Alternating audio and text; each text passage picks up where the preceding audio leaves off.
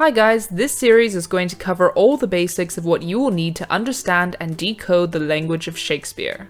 To begin with, let's have a look at the most commonly used form of verse, Iambic Pentameter.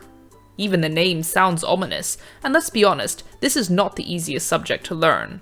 But if you can master even the basics, reading and understanding Shakespeare's plays will be so much easier, and also give you a serious boost in your essay if you're studying for an exam. Iambic pentameter is often associated with Shakespeare, but he did not invent it, and in fact, it was commonly used by writers in that time period. While it may seem that this style of verse was created solely to frustrate modern-day students, it was actually used because it resembles everyday speech, and has a natural, heartbeat-like rhythm that is appealing to listen to. Additionally, it elevated the English language by giving it a poetic or musical quality, at a time when Latin was considered the superior language for poetry and literature.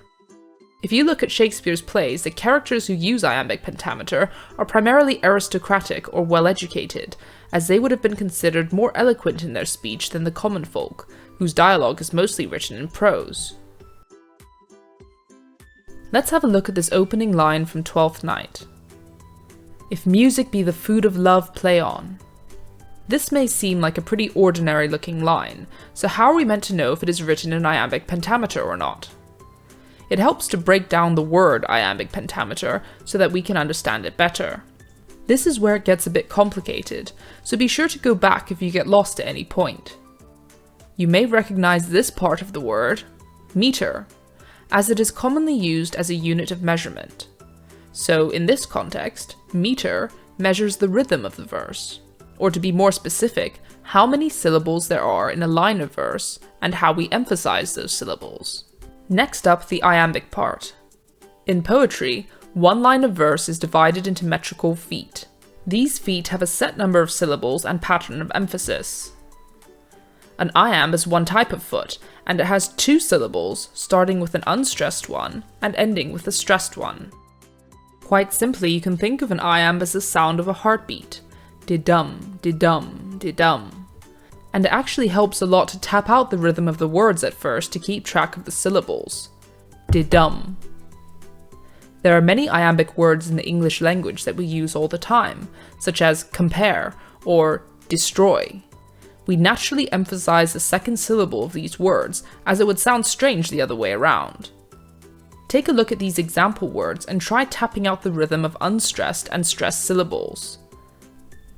Compare, destroy, relate, goodbye, belong, away. We can see from these examples that English words naturally have a rhythm to them.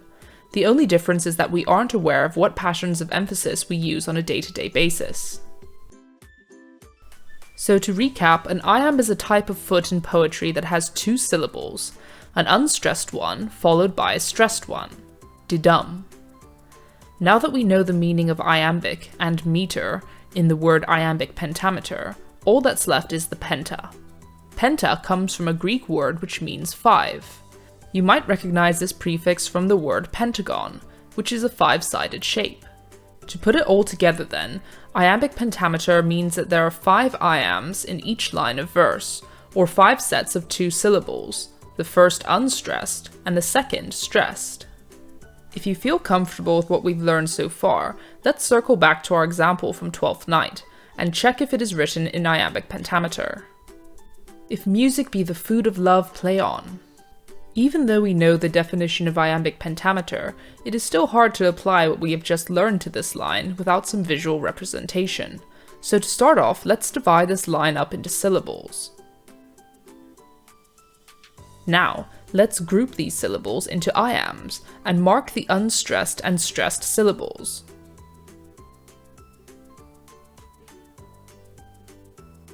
You can see that there are 5 iambs in this line, and it follows the pattern of emphasis that we are looking for, so therefore it is a perfect example of iambic pentameter.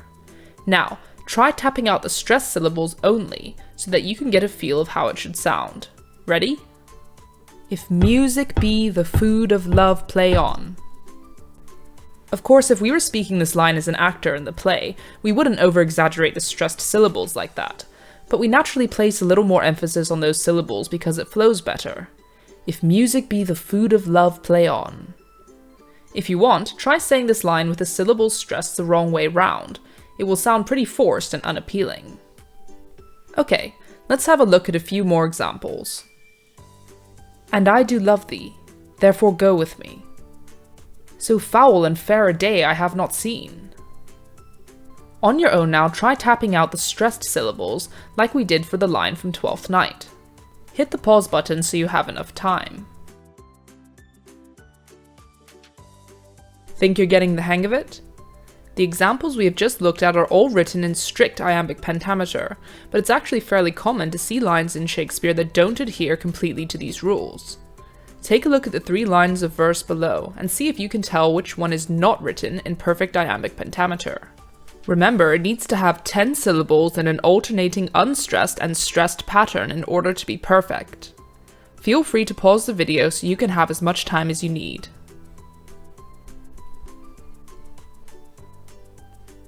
Did you figure it out?